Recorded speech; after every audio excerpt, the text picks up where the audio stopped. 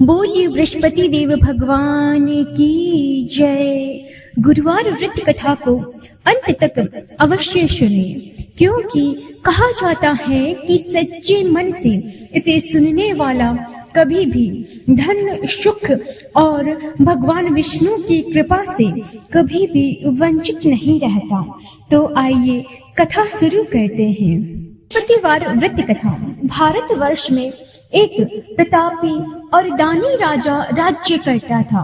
वह नित्य गरीबों और ब्राह्मणों की सहायता करता था। यह बात उसकी रानी को अच्छी नहीं लगती थी। वह न ही गरीबों को दान देती, न ही भगवान का पूजन करती थी और राजा को भी दान देने से मना किया करती थी। एक दिन राजा शिकार खेलने वन को गए हुए थे, तो रानी महल में अकेली थी। उसी समय बृहस्पति देव साधु वेश में राजा के महल में भिक्षा के लिए गए और भिक्षा मांगी। रानी ने भिक्षा देने से इनकार किया और कहा कि हे साधु महाराज, मैं तो दान पुण्य से तंग आ गई हूँ। मेरा पति सारा धन लुटाते रहते हैं। मेरी इच्छा है कि हमारा धन नष्ट हो जाए और फिर न रहेगा बांस और न रहेगी बांसुरी। साधु ने कहा कि हे देवी, तुम तो बड़े विचित्र हो। धन, संतान तो सभी चाहते हैं, पुत्र और लक्ष्मी तो पापी के घर भी होने चाहिए। यदि तुम्हारे पास अधिक धन है तो भूखों को भोजन दो, प्यासों के लिए प्याऊ बनवाओ, मुसाफिरों के लिए धर्मशालाएं खुलवाओ। जो निर्धन अपनी कुंवारी कन्याओं का विवाह नहीं कर सकते, उनका विवाह करा दो। ऐसे और भी कई काम हैं जिनके करने से तुम्हारा यश इस लोक और परलोक में फैलेगा। परंतु रानी पर उपदेश का कोई प्रभाव नहीं पड़ा। वह बोली कि हे महाराज जी, आप मुझे कुछ ना समझाइए। मैं ऐसा धन नहीं चाहती जो हर जगह बांटती फिरूं। साधु ने उत्तर दिया कि यदि तुम्हारी ऐसी इच्छा है तो तथास्तु। तुम ऐसा करना कि बृहस्पतिवार को घर लीपकर पीली मिट्टी से अपना सिर धोकर स्नान करना, भट्टी चढ़ाकर कपड़े धोना। ऐसे करने से आपका सारा धन नष्ट हो जाएगा। इतना कहकर वह साधु महाराज वहां से आलोप हो गए। साधु के कहे अनुसार कई बातों का पूरा करते हुए रानी को केवल 3 बृहस्पतिवार ही बीते थे कि उसकी समस्त धन संपत्ति नष्ट हो गई। भोजन के लिए राजा का परिवार तरसने लगा। तब एक दिन राजा ने रानी से बोला कि हे रानी, तुम यहीं रहो, मैं दूसरे देश को जाता हूँ, क्योंकि यहाँ पर सभी लोग मुझे जानते हैं, इसलिए मैं कोई छोटा कार्य नहीं कर सकता। ऐसा कहकर राजा परदेश को चला गया। वहाँ वह जंगल से लकड़ी काट कर लाता और शहर में बेचता। इस तरह वह अपना जीवन व्यतीत करने लगा। इधर राजा के परदेश जाते ही रानी और दासी दुखी रहने लगी। एक बार जब रानी और दासी को 7 दिन तक बिना भोजन के रहने पड़ा, तो रानी ने अपनी दासी से कहा कि हे दासी, पास ही के नगर में मेरी बहन रहती है, वह बड़े धनवान है। तुम उसके पास जा और कुछ ले आ, ताकि थोड़ी बहुत गुजर बसर हो जाए। दासी रानी की बहन के पास गई। उस दिन गुरुवार था और रानी की बहन उस समय बृहस्पतिवार की कथा सुन रही थी। दासी ने रानी की बहन को अपनी रानी का संदेश दिया, लेकिन रानी की बड़ी बहन ने कोई उत्तर नहीं दिया। जब दासी को रानी की बहन से कोई उत्तर नहीं मिला तो वह बहुत दुखी हुई और उसे क्रोध भी आया। दासी ने वापस आकर रानी को सारी बात बता दी। सुनकर रानी ने अपने भाग्य को कोसा। उधर रानी की बहन ने सोचा कि मेरी बहन की दासी आई थी, परंतु मैं उससे नहीं बोली। इससे वह बहुत दुखी हुई होगी। कथा सुनकर और पूजन समाप्त करके वह अपनी बहन के घर आई और कहने लगी कि हे बहन, मैं बृहस्पतिवार का व्रत कर रही थी। तुम्हारी दासी मेरे घर आई थी, परंतु जब तक कथा होती तब तक न तो उठते हैं और न ही बोलते हैं, इसलिए मैं नहीं बोली। कहो दासी क्यों गई थी? रानी बोली कि बहन, तुमसे क्या छुपाऊं, हमारे घर में खाने तक को अनाज नहीं है। ऐसा कहते कहते रानी की आंखें भर आई। उसने दासी समेत पिछले 7 दिनों से भूखे रहने तक की बात अपनी बहन को विस्तार पूर्वक सुना दी। रानी की बहन बोली कि देखो बहन, भगवान बृहस्पति देव सबकी मनोकामना को पूर्ण कहते हैं। देखो, शायद तुम्हारे घर में अनाज रखा हो। पहले तो रानी को विश्वास नहीं हुआ, पर बहन के आग्रह करने पर उसने अपनी दासी को अंदर भेजा तो उसे सचमुच अनाज से भरा एक घड़ा मिल गया। यह देखकर दासी को बड़ी हैरानी हुई। दासी रानी से कहने लगी कि हे रानी, हमको भोजन नहीं मिलता तो हम व्रत ही तो करते हैं, इसलिए क्यों न इनसे व्रत और कथा की विधि पूछ ली जाए ताकि हम भी व्रत कर सके। तब रानी ने अपनी बहन से बृहस्पतिवार व्रत के बारे में पूछा। उसकी बहन ने बताया कि बृहस्पतिवार के व्रत में चने की दाल और मुनक्का से विष्णु भगवान का केले की जड़ में पूजन करें तथा दीपक जलाएं, व्रत कथा सुने और पीला भोजन करें। इससे बृहस्पति देव प्रसन्न होते हैं। व्रत और पूजन विधि बताकर रानी की बहन अपने घर को लौट गई। 7 दिन के बाद जब गुरुवार आया तो रानी और दासी ने व्रत रखा। घुड़साल में जाकर चना और गुड़ लेकर आई, फिर उससे केले की जड़ तथा विष्णु भगवान का पूजन किया। अब पीला भोजन कहाँ से आए, इस बात को लेकर दोनों बहुत दुखी थे। चूंकि उन्होंने व्रत रखा था, इसलिए बृहस्पति देव उनसे प्रसन्न थे। इसलिए वे एक साधारण व्यक्ति का रूप धारण कर 2 थालों में सुंदर पीला भोजन दासी को दे गए। भोजन पाकर दासी प्रसन्न हुई और फिर रानी के साथ मिलकर भोजन ग्रहण किया। उसके बाद वह सभी गुरुवार को व्रत और पूजन करने लगी। बृहस्पति भगवान की कृपा से उनके पास फिर से धन संपत्ति आ गई, परंतु रानी फिर से पहले की तरह आलस्य करने लगी। तब दासी बोली कि देखो रानी, तुम पहले भी इस प्रकार आलस्य करती थी। तुम्हें धन रखने में कष्ट होता था, इस कारण सभी धन नष्ट हो गया, और अब जब भगवान बृहस्पति की कृपा से धन मिला है तो तुम्हें फिर से आलस्य होता है। रानी को समझाते हुए दासी कहती है कि बड़ी मुसीबतों के बाद हमने ये धन पाया है, इसलिए हमें दान पुण्य करना चाहिए, भूखे मनुष्यों को भोजन कराना चाहिए और धन को शुभ कार्यों में खर्च करना चाहिए, जिससे तुम्हारे कुल का यश बढ़ेगा, स्वर्ग की प्राप्ति होगी और पितृ प्रसन्न होंगे। दासी की बात मानकर रानी अपना धन शुभ कार्यों में खर्च करने लगी, जिससे पूरे नगर में उसका यश फैलने लगा। बृहस्पतिवार व्रत कथा के बाद श्रद्धा के साथ आरती की जानी चाहिए। इसके बाद प्रसाद बांटकर उसे ग्रहण करना चाहिए। एक दिन राजा दुखी होकर जंगल में एक पेड़ के नीचे आसन जमा कर बैठ गया। वह अपनी दशा को याद करके व्याकुल होने लगा। बृहस्पतिवार का दिन था। एकाएक उसने देखा कि निर्जन वन में एक साधु प्रकट हुए।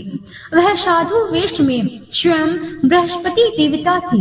लकड़हारे के सामने आकर बोले कि हे लकड़हारे, इस सुनसान जंगल में तू चिंता मग्न क्यों बैठा है? लकड़हारे ने दोनों हाथ जोड़कर प्रणाम किया और उत्तर दिया कि हे महात्मा जी, आप सब कुछ जानते हैं, मैं क्या कहूँ? यह कहकर रोने लगा और साधु को अपनी आत्मकथा सुनाई। महात्मा जी ने कहा कि तुम्हारी स्त्री ने बृहस्पति के दिन बृहस्पति भगवान का निरादर किया है, जिसके कारण रुष्ट होकर उन्होंने तुम्हारी यह दशा कर दी। अब तुम चिंता को दूर करके मेरे कहने पर चलो तो तुम्हारे सब कष्ट दूर हो जाएंगे और भगवान पहले से भी अधिक संपत्ति देंगे। तुम बृहस्पति के दिन कथा किया करो, 2 पैसे के चने मुनक्का लाकर उसका प्रसाद बनाओ और शुद्ध जल में लोटे में शक्कर मिलाकर अमृत तैयार करो। कथा के पश्चात अपने सारे परिवार और सुनने वाले प्रेमियों में अमृत व प्रसाद बांटकर आप भी ग्रहण करो। ऐसा करने से भगवान तुम्हारी सब मनोकामनाएं पूरी करेंगे। साधु के ऐसे वचन सुनकर लकड़हारा बोला कि हे प्रभु, मुझे लकड़ी बेचकर इतना पैसा नहीं मिलता जिससे भोजन के उपरांत कुछ बचा सकूं।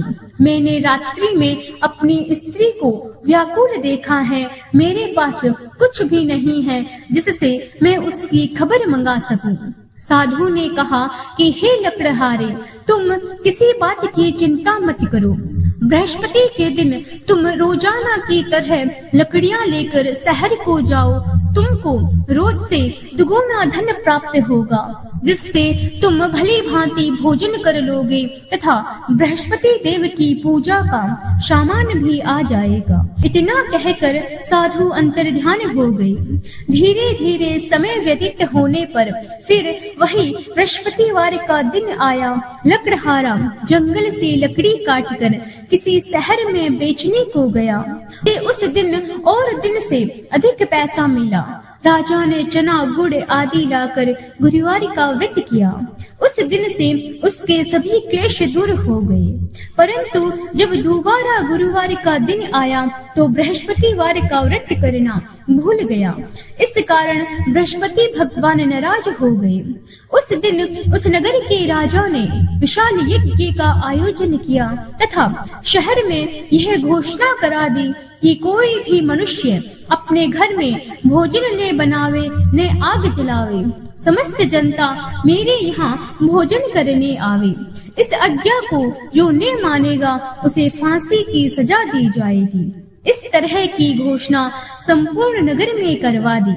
राजा की आज्ञा के अनुसार शहर के सभी लोग भोजन करने को गए, लेकिन लकड़हारा कुछ देर से पहुंचा, इसलिए राजा उसको अपने साथ घर लिवा ले गए और ले जाकर भोजन करा रहे थे तो रानी की दृष्टि उस खूंटी पर पड़ी जिस पर उसका हार लटका हुआ था। वह वहां पर दिखाई नहीं दिया। रानी ने निश्चय किया कि मेरा हार इस मनुष्य ने चुरा लिया है। उसी समय सिपाहियों को बुलाकर उसको कारागार में डलवा दिया। जब लकड़हारा कारागार में पड़ गया और बहुत दुखी होकर विचार करने लगा कि न जाने कौन से पूर्व जन्म के कर्म से मुझे यह दुख प्राप्त हुआ है, और उसी साधु को याद करने लगा जो जंगल में मिला था। उसी समय तत्काल बृहस्पति देव साधु के रूप में प्रकट हुए और उसकी दशा को देखकर कहने लगे कि अरे मूर्ख, तूने बृहस्पति देव की कथा नहीं करी, इस कारण तुझे दुख प्राप्त हुआ है। अब चिंता मत कर। बृहस्पतिवार के दिन कारागार के दरवाजे पर 4 पैसे पड़े मिलेंगे। उनसे तुम बृहस्पति देव की पूजा करना, तेरे सभी कष्ट दूर हो जाएंगे। बृहस्पति के दिन उसे 4 पैसे मिले। लकड़हारे ने कथा कही। उसी रात्रि को बृहस्पति देव ने उस नगर के राजा को स्वप्न में कहा कि हे राजा, तुमने जिस आदमी को कारागार में बंद कर दिया है वह निर्दोष है वह राजा है, उसे छोड़ देना। रानी का हार उसी खूंटी पर लटका है। अगर तू ऐसा नहीं करेगा तो मैं तेरे राज्य को नष्ट कर दूंगा। इस तरह रात्रि के स्वप्न को देखकर राजा प्रातः काल उठा और खूंटी पर हार लटका देखकर लकड़हारे को बुलाकर क्षमा मांगी और लकड़हारे को योग्य सुंदर वस्त्र आभूषण देकर विदा कर दिया। बृहस्पति देव की आज्ञा के अनुसार लकड़हारा अपने नगर को चल दिया। राजा जब अपने नगर के निकट पहुंचा तो उसे बड़ा आश्चर्य हुआ। नगर में पहले से अधिक बाग, तालाब, कुएं तथा बहुत सी धर्मशालाएं, मंदिर आदि बन गई। राजा ने पूछा कि यह किसका बाग और धर्मशाला है। तब नगर के सब लोग कहने लगे कि यह सब रानी और बांधी के हैं। तो राजा को आश्चर्य हुआ, गुस्सा भी आया। जब रानी ने यह खबर सुनी कि राजा आ रहे हैं तो उन्होंने बांदी से कहा कि हे दासी, देख राजा हमको कितनी बुरी हालत में छोड़ गए थे। हमारी ऐसी हालत देखकर वह लौट न जाए, इसलिए तू दरवाजे पर खड़ी हो जा। आज्ञा के अनुसार दासी दरवाजे पर खड़ी हो गई। राजा आए तो उन्हें अपने साथ लिवा लाए। राजा ने क्रोध करके अपनी रानी से पूछा कि यह धन तुम्हें कैसे प्राप्त हुआ है। तब उन्होंने कहा कि हमें यह सब धन बृहस्पति देव के इस व्रत के प्रभाव से प्राप्त हुआ है। राजा ने निश्चय किया कि 7 रोज बाद तो सभी बृहस्पति देव का पूजन करते हैं, परंतु मैं प्रतिदिन दिन में 3 बार कहानी तथा रोज व्रत किया करूंगा। अब हर समय राजा के दुपट्टे में चने की दाल बंधी रहती और दिन में 3 बार कहानी कहता। एक रोज राजा ने विचार किया कि चलो अपनी बहन के यहाँ हो आवे। इस तरह निश्चय कर राजा घोड़े पर सवार हो अपनी बहन के यहाँ को चलने लगा। मार्ग में उसने देखा कि कुछ आदमी एक मुर्दे को लिए जा रहे हैं। उन्हें रोककर राजा कहने लगा कि अरे भाइयों, मेरी बृहस्पति देव की कथा सुन लो। वे बोले कि लो, हमारा तो आदमी मर गया है, इसको अपनी कथा की पड़ी है। परंतु कुछ आदमी बोले कि अच्छा कहो, हम तुम्हारी कथा भी सुनेंगे। राजा ने दाल निकाली और जब कथा आधी हुई तो मुर्दा हिलने लगा और जब कथा समाप्त हो गई तो राम राम करके मनुष्य उठकर खड़ा हो गया। आगे मार्ग में उसे एक किसान खेत में हल चलाता हुआ मिला। राजा ने उसे देखा और उससे बोला कि अरे भैया, तुम मेरी बृहस्पतिवार की कथा सुन लो। किसान बोला कि जब तक मैं तेरी कथा सुनूंगा तब तक 4 हरैया जोत लूंगा। जा अपनी कथा किसी और को सुनाना। इस तरह राजा आगे चलने लगा। राजा के हटते ही बेल पछाड़ खाकर गिर गए तथा किसान के पेट में बड़ी जोर से दर्द होने लगा। उस समय उसकी माँ रोटी लेकर आई। उसने जब यह सब देखा तो अपने पुत्र से सब हाल पूछा और बेटे ने सभी हाल कह दिया।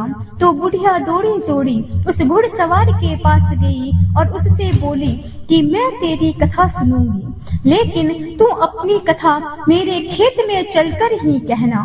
राजा ने बुढ़िया के खेत पर जाकर कथा कही, जिसके सुनते ही वह बैल उठ खड़े हुए तथा किसान के पेट का दर्द भी बंद हो गया। राजा अपनी बहन के घर पहुंचा। बहन ने भाई की खूब मेहमानी की। दूसरे रोज प्रातः काल राजा जगा तो वह देखने लगा कि सब लोग भोजन कर रहे हैं। राजा ने अपनी बहन से कहा कि ऐसा कोई मनुष्य है जिसने भोजन नहीं किया हो, मेरी बृहस्पतिवार की कथा सुन ले। बहन बोली कि हे भैया, यह देश ऐसा ही है। पहले यहाँ लोग भोजन करते हैं, बाद में अन्य काम करते हैं। अगर कोई पड़ोस में हो तो मैं देख आऊं। वह ऐसा कहकर देखने चली गई, परंतु उसे कोई ऐसा व्यक्ति नहीं मिला जिसने भोजन न किया हो। अतः वह एक कुम्हार के घर गई, जिसका लड़का बीमार था। उसे मालूम हुआ कि उसके यहाँ 3 रोज से किसी ने भोजन नहीं किया है। रानी ने अपने भाई की कथा सुनने के लिए कुम्हार से कहा, वह तैयार हो गया। राजा ने जाकर बृहस्पतिवार की कथा कही, जिसको सुनकर उसका लड़का ठीक हो गया। अब तो राजा की प्रशंसा होने लगी। एक रोज राजा ने अपनी बहन से कहा कि हे बहन, हम अपने घर को जाएंगे, तुम भी तैयार हो जाओ। राजा की बहन ने अपनी सास से कहा। सास ने कहा कि हाँ चली जा, परंतु अपने लड़कों को मत ले जाना, क्योंकि तेरे भाई के कोई औलाद नहीं है। बहन ने अपने भैया से कहा कि हे भैया, मैं तो चलूंगी पर कोई बालक नहीं जाएगा। राजा बोला कि जब कोई बालक नहीं चलेगा तब तुम ही क्या करोगी। बड़े दुखी मन से राजा अपने नगर को लौट आया। राजा ने अपनी रानी से कहा कि हम निर्वंशी हैं, हमारा मुंह देखने का धर्म नहीं है और कुछ भोजन आदि नहीं किया।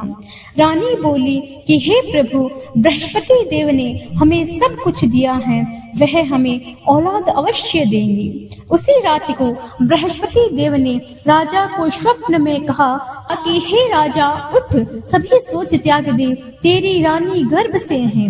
राजा को यह बात सुनकर बड़ी खुशी हुई। 9वें महीने में उसके गर्भ से एक सुंदर पुत्र पैदा हुआ। तब राजा बोला कि हे रानी, स्त्री बिना भोजन के रह सकती है, पर बिना कहे नहीं रह सकती। जब मेरी बहन आवे तुम उससे कुछ मत कहना। रानी ने सुनकर हाँ कर दी। तब राजा की बहन ने यह शुभ समाचार सुना तो बहुत खुश हुई तथा बधाई लेकर अपने भाई के यहाँ चली आई। तभी रानी ने कहा कि घोड़ा चढ़कर तो नहीं आई, गधा चढ़ी आई।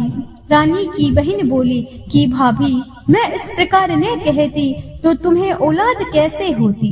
बृहस्पति देव ऐसे ही हैं, जैसे जिसके मन में कामनाएं हैं सभी को पूर्ण करते हैं। तो सद्भावना पूर्वक बृहस्पतिवार का व्रत करता है एवं कथा पढ़ता है अथवा सुनता है और दूसरों को सुनाता है, बृहस्पति देव उसकी सभी मनोकामनाएं पूर्ण करते हैं। बोलिए बृहस्पति भगवान की जय। जैसी सच्ची भावना से रानी और राजा ने उनकी कथा का गुणगान किया तो उसकी सभी इच्छाएं बृहस्पति देव ने पूर्ण की थी। इसीलिए पूर्ण कथा को सुनने के बाद प्रसाद लेकर जाना चाहिए। हृदय से बृहस्पति देव का मनन करते हुए जयकारा बोलना चाहिए। बोलो बृहस्पति देव भगवान की जय।